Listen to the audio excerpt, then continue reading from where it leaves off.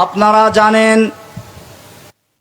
আমি ভারতে যখন পড়াশোনা করেছি তখনই একটা স্লোগান সেখানে ব্যাপকভাবে প্রচারিত হতো, গো হামারি মাতা হ্যায় তুম উসকো খাতা হ্যায়, তুমকো চাহিয়ে কবরস্তান ইয়া ভেজেঙ্গে পাকিস্তান। গরু মোদের মা, তোমরা তাকে খাও, তোমাদের হয়তো পাঠাবো পাকিস্তান নইলে কবরস্তান।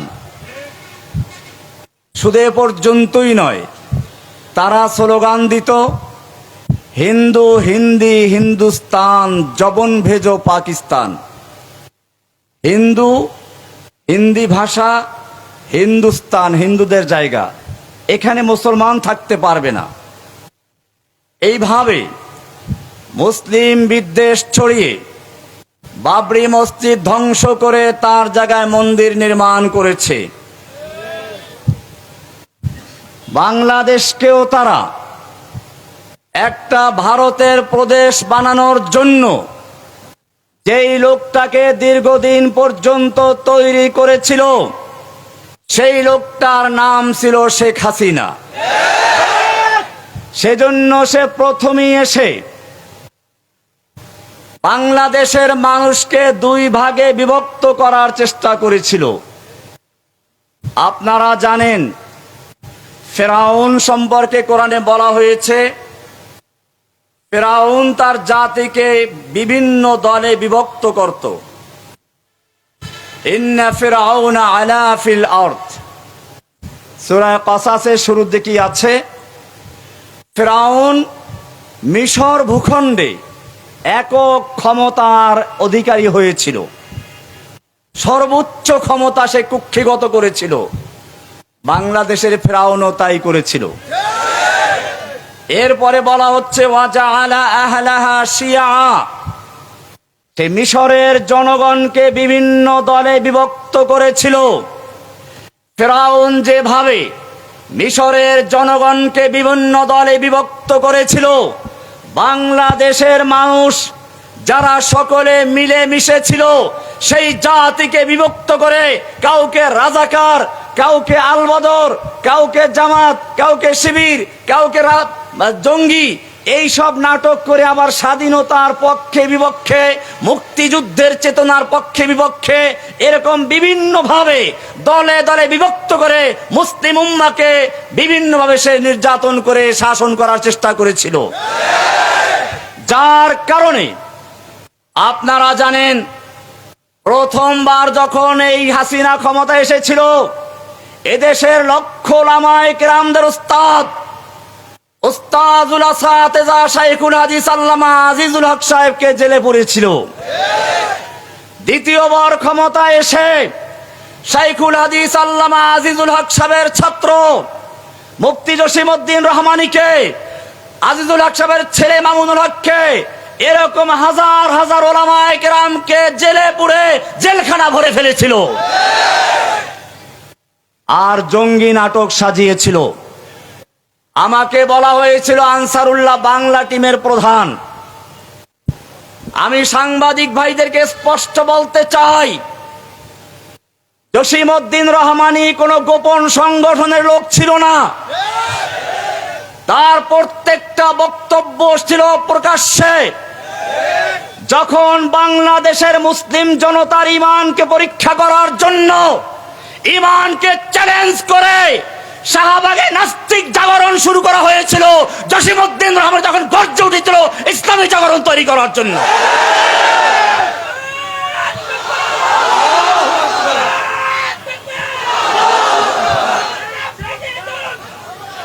যখন দিন শেষ, জসিমউদ্দিন রহমানের বাংলাদেশ, জঙ্গি নাটকের দিন শেষ, এখনো শেখ হাসিনার সেই জঙ্গি নাটকের কিছু প্রেতাত্মা বসে আছে। শাসন যন্ত্রের ভিতরে এরা লুকিয়ে আছে। এরপরে যদি কাউকে বিচ্ছিন্ন করার চেষ্টা করা হয়, কাউকে জঙ্গিবাদী বলা হয়, তাওহীদি জনতা তার মোকাবেলা করার জন্য মাঠে রক্ত দিতে দ্বিধা করবে না। আমি আমার তাওহীদি জনতাকে জিজ্ঞেস করতে চাই, বাংলার জমিনে তাওহীদি রাজ কায়েমের জন্য যদি বুকের তাজা রক্ত রাজপথে ঢেলে দিতে হয়, তোমরা তৈরি থাকবে কিনা? ইনশাআল্লাহ। লিল্লাহি তাকবীর। জঙ্গি নাটকের দিন শেষ, খুনি হাসিনার দিন শেষ। আজ ছিল পুলিশ হত্যা মামলা। দেশের কোরআনের পাখি বলা হয় যাকে, আল্লামা সাঈদী সাহেবকে বলা হয়েছিল রাজাকার। তিনি জেলখানাতেই শেষ নিঃশ্বাস ত্যাগ করেছেন। ভাইয়েরা আমার, এদেশের যারা কোরআনের কথা বলে, হাদিসের কথা বলে, যুবকদের মধ্যে যারা ইসলামের চেতনা তৈরি করার সক্ষমতা রাখে, এদের সবচেয়ে বড় শত্রু হচ্ছে সেই সমস্ত উলামায়ে কেরাম। এরা আলেমদেরকে বরদাস্ত করতে পারে না। এ কারণে মনে রাখতে হবে, এক এক করে উলামায়ে কেরামদেরকে বিভক্ত করার চেষ্টা করেছিল, এখনো করা হচ্ছে। সেজন্য আমাদের স্পষ্ট বক্তব্য, এখন থেকে আমাদের মধ্যে কোনো বিভক্তি নেই। আমি একটু শুনেছি আমার পূর্বে আল্লামা হারুন ইসলামাবাদী সাহেব বলছিলেন শত্রু চিনতে হবে। এটা খুব গুরুত্বপূর্ণ বিষয়। কোন এক আল্লাহওয়ালাকে জিজ্ঞেস করা হয়েছিল, আপনি এই স্তরে কিভাবে উপনীত হলেন? তিনি বললেন, আমি দেখলাম দুনিয়াতে এমন কোন লোক নেই যার কোনো বন্ধু নেই। ল্যাংড়া, লুলা, আতর, কুরা, বোকা সবার বন্ধু আছে, আমারও কেউ বন্ধু আছে। কিন্তু আমার বন্ধু কে আসলে? দুনিয়াতে কেউ স্থায়ী বন্ধু নয়, সব সমস্যার সমাধান দিতে পারে আল কোরআন। আমি কোরআনের কাছে জিজ্ঞেস করলাম আমার বন্ধুকে, কোরআন আমাকে জানিয়ে দিল আল্লাহু ওয়ালিয়্যুল্লাযীনা আমানু। মুমিনদের বন্ধু হচ্ছেন কে? এবারে আমি চিন্তা করলাম, দুনিয়ায় এমন কোনো মানুষ নেই যার কোনো শত্রু নেই। যত ভালো মানুষ হোক তার শত্রু আছে। আমার শত্রুটা কি? আজকে যে শত্রু সে কালকে বন্ধু হয়ে যায়। এজন্য আমি আবার কোরআনকে জিজ্ঞেস করলাম, কোরআন তুমি বলে দাও আমার শত্রুকে। কোরআন বলছে, ইন্নাশ শাইতানা লিল ইনসানি আদুউম মুবিন। নিশ্চয়ই শয়তান হচ্ছে তোমাদের প্রকাশ্য শত্রু। বন্ধুকে? দুশমনকে? আল্লাহ যেহেতু বন্ধু, আল্লাহর পথে যারা চলে, আল্লাহর কথা বলে, আল্লাহর দিন প্রতিষ্ঠার কাজ করে, তারা সকলে আমার বন্ধু, সে যে দলের হোক না কেন। অপরদিকে শয়তানের কথা যারা বলে, শয়তানের পথে যারা চলে, শয়তানের রাজ কায়েম করতে যারা চায়, তারা আমাদের শত্রু। পরিষ্কার হয়ে গেলে শত্রু আর মিত্র। আমাদের শত্রু ইসলামিক কোন দল নয়। আমাদের এখন মিশন হচ্ছে একটাই, আমরা এখনো বিজয় লাভ করি নাই। মনে রাখতে হবে, একটা সাময়িক বিজয় বাংলাদেশে এসেছে। যতক্ষণ পর্যন্ত এই বাংলার জমিনে আল্লাহর কোরআনের রাজ কায়েম না হবে, ততক্ষণ পর্যন্ত মুসলিমদের বিজয় আসতে পারে না। আল্লাহ সুবহানাহু ওয়া তাআলা কোরআনে বলেছেন, রাসূলকে কেন পাঠানো হয়েছিল? ওয়াল্লাযী আরসালা রাসূলাহু বিল হুদা ওয়া দীনিল হক। যদি প্রশ্ন করা হয়, লিমাযা আরসালাল্লাহু তাআলা রাসূলাহু বিল হুদা ওয়া দীনিল হক, আল্লাহ তাআলা কেন তার রাসূলকে হেদায়েত এবং দ্বীনে হক দিয়ে প্রেরণ করেছেন? উত্তর কি হবে? কোরআনে স্পষ্ট আয়াত, লিইয়ুযহিরাহু আলা দ্বীনি কুল্লিহি। অন্য সব দ্বীনে বাতিলের উপরে আল্লাহর দেওয়া দ্বীনে হককে বিজয়ী করার জন্য। সব দ্বীনে বাতিলের উপরে আল্লাহর দ্বীনে হককে বিজয়ী করার জন্য আল্লাহ তার রাসূলকে পাঠিয়েছেন। আমাদের দেশে ইসলাম কি বিজয়ী আছে না পরাজিত? কোরআন দ্বারা কি আদালত চলে, সংসদ চলে, ব্যাংক চলে, ব্যবসা বাণিজ্য চলে? তাহলে বোঝা গেল ইসলাম এখনো বিজয়ী হয় নাই। আমাদের এখন কাজ কি? ইসলামকে বিজয়ী করা। ইসলামকে বিজয়ী করতে গেলে আমাদের ঐক্যবদ্ধ হতে হবে।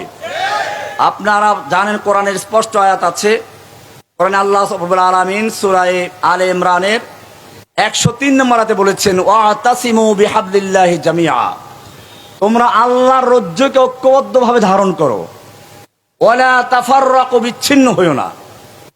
আমাদের বিচ্ছিন্ন হওয়ার সুযোগ নেই।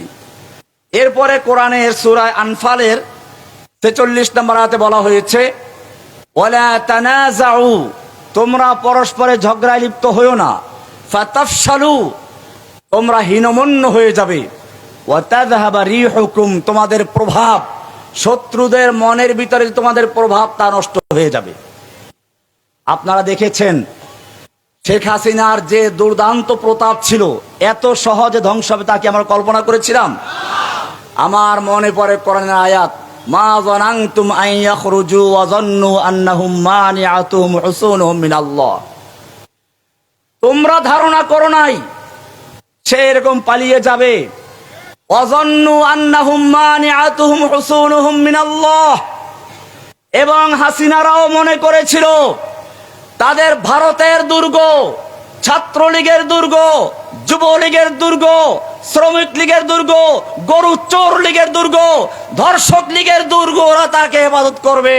আল্লাহ তাআলা বলছেন, ফাতাহুমুল্লাহু মিন হাইসু লাম ইয়াহতাসিবু, আল্লাহ তাআলা এমন ভাবে তাদেরকে পাকড়াও করলেন, মিন হাইসু লাম ইয়াহতাসিব, তারা কল্পনাও করতে পারে নাই। ওয়া কাযাফা ফি কুলুবিহিমুর রুব, আল্লাহ তাআলা তাদের অন্তর মধ্যে ভীতির সঞ্চার করে দিলেন, ভয় ঢুকিয়ে দিলেন। হাসিনা পালিয়েছে, কিন্তু হাসিনার আদর্শ এখনো পালায় নাই, হাসিনার চরিত্র পালায় নাই, এখনো আমাদের জাগরণ তৈরি হয় নাই।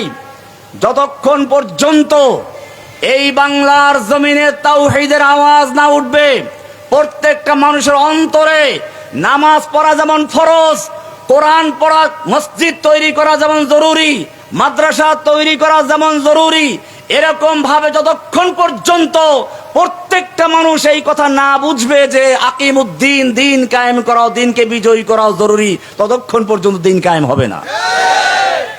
এজন্য আমাদের কাজ হচ্ছে গ্রামে গঞ্জে সব জায়গায় আকিমুস সালার সাথে সাথে আকিমুদ্দিনের স্লোগান তৈরি করে দেওয়া, সবার মধ্যে ছড়িয়ে দেওয়া।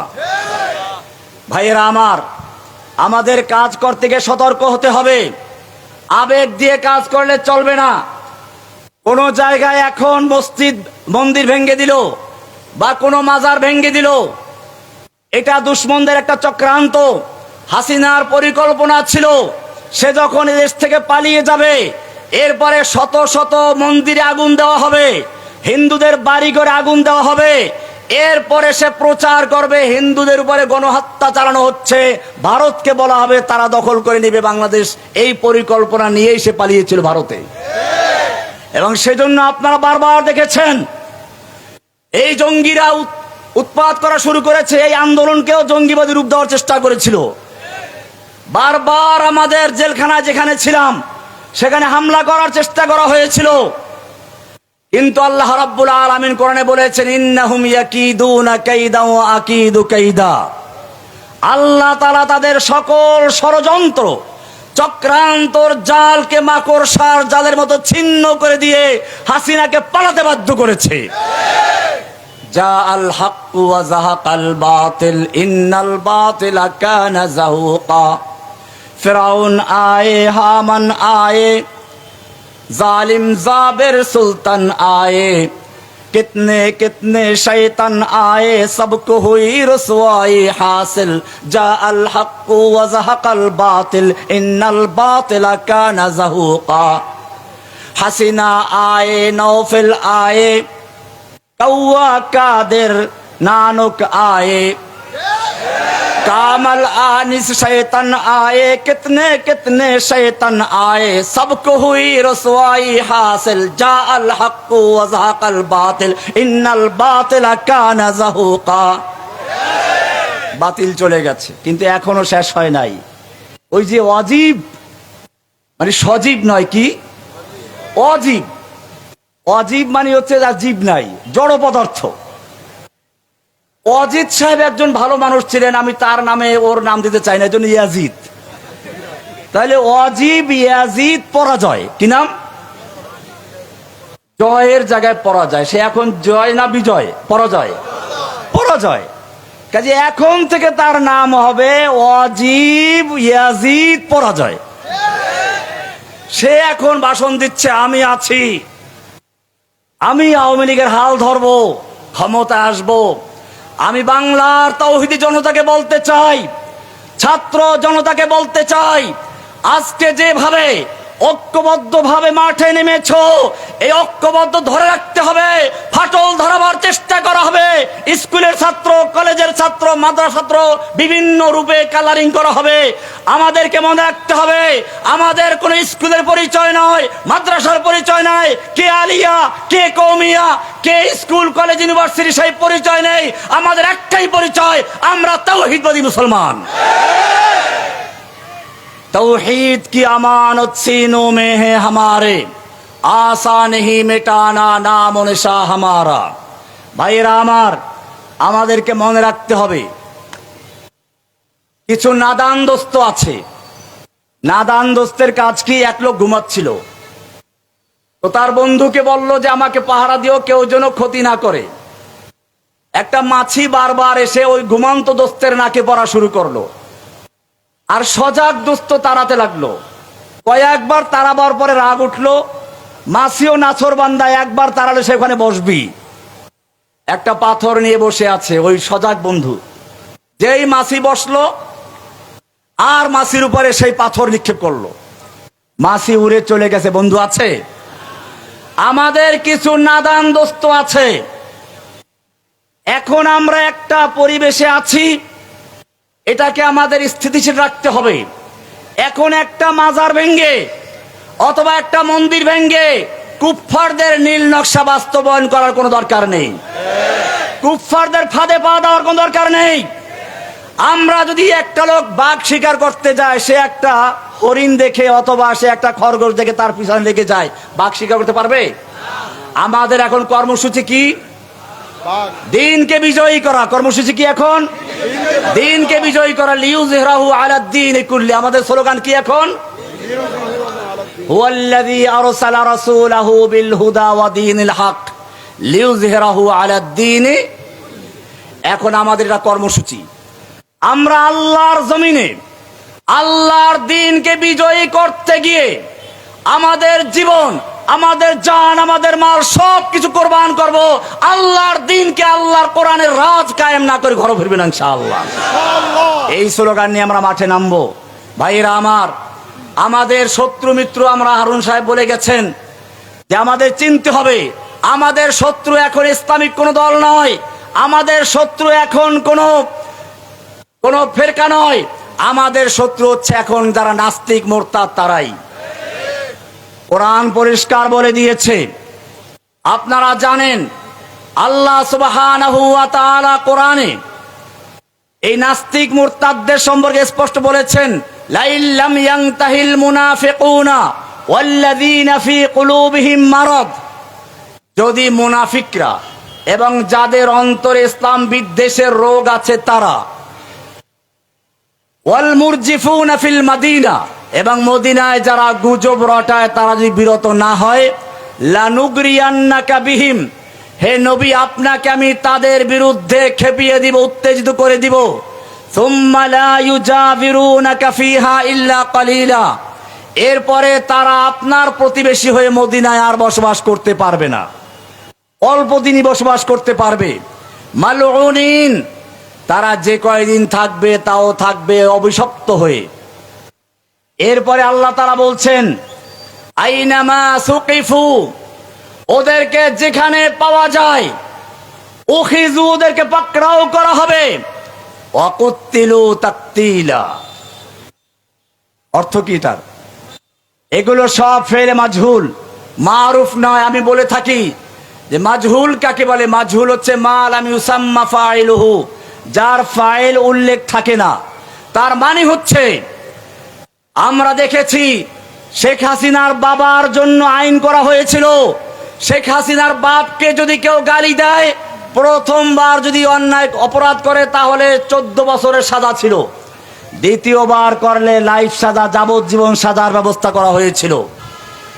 আমরা বলেছিলাম আপনার বাবার প্রতি আপনার ভালোবাসা থাকবে, এটাই স্বাভাবিক, আপনি আইন করেন, কোনো আপত্তি নেই, কিন্তু মনে রাখবেন আপনার কাছে আপনার বাবার যতটুকু ভালোবাসা রয়েছে, আপনার কাছে আপনার বাবার যতটুকু মূল্য রয়েছে, একজন তাওহীদবাদী মুসলিমের কাছে আল্লাহ এবং রাসূলের ভালোবাসা তার চেয়ে লক্ষ কোটি গুণে বেশি রয়েছে। আপনার বাবার জন্য যদি আইন করতে পারেন আর আমার আল্লাহর নবীর জন্য, আল্লাহর জন্য কোন আইন না থাকে, এদেশের তাওহীদি জনতা আইন হাতে তুলে নিতে বাধ্য হবে। আমরা বলি নাই কাউকে যে কোনো ব্লগার নাস্তিককে কোপাতে হবে, কিন্তু আমরা এখনো বলি তাওহীদি জনতাকে, সরকারকে বলবো, এখনো যারা ইসলামের বিরুদ্ধে ষড়যন্ত্র করে যাচ্ছে, আল্লাহর বিরুদ্ধে কটূক্তি করে যাচ্ছে, আল্লাহর নবীর বিরুদ্ধে কটূক্তি করে যাচ্ছে, অথবা আলেম ওলামাদেরকে জঙ্গিবাদী, তাকফির ইত্যাদি বলে গালিগালাজ করছে, আপনারা তাদের বিরুদ্ধে কঠোর ব্যবস্থা গ্রহণ করুন। যদি আপনারা কঠোর ব্যবস্থা গ্রহণ না করেন, তাওহীদি জনতা তাদেরকে কবর রচনা করে ছাড়বে ইনশাআল্লাহ।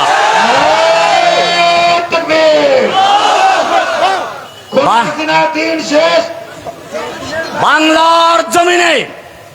বাংলার জমিনকে গালি দিয়ে, আল্লাহকে কটূক্তি করে, রাসূলের নামে কটূক্তি করে এই বাংলার জমিনে থাকার অধিকার রাখে না।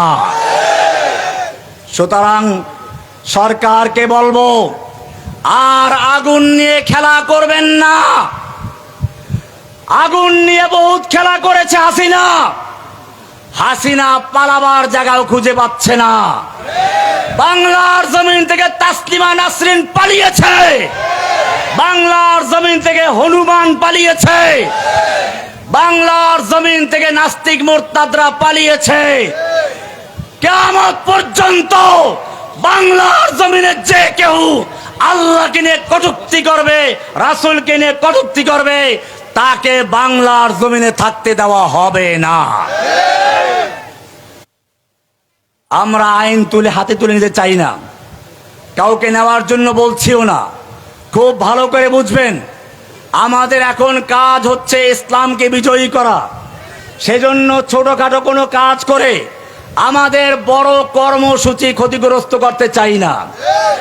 যারা আমাদেরকে ভালোবাসেন, মুফতি হারুন এজাহার সাহেব ছুটে এসেছেন, এদেশের আলেম ওলামারা এখানে আছেন, ফরিদপুরের ওলামায়ে কেরামরা আছেন, সমস্ত ওলামায়ে কেরাম এখন ঐক্যবদ্ধ হয়েছে। ওলামায়ে কেরামদের সকলের দিলের তামান্না, ইনশাআল্লাহ আমাদের এই শতাব্দীর ভিতরে বাংলাদেশে কোরআন সুন্নাহর রাজ কায়েম করে ছাড়বো ইনশাআল্লাহ। সেজন্য কেউ আমাদের মূল ধারার পরিবর্তে, ওলামায়ে কেরামদের নেতৃত্বের পরিবর্তে খুচরা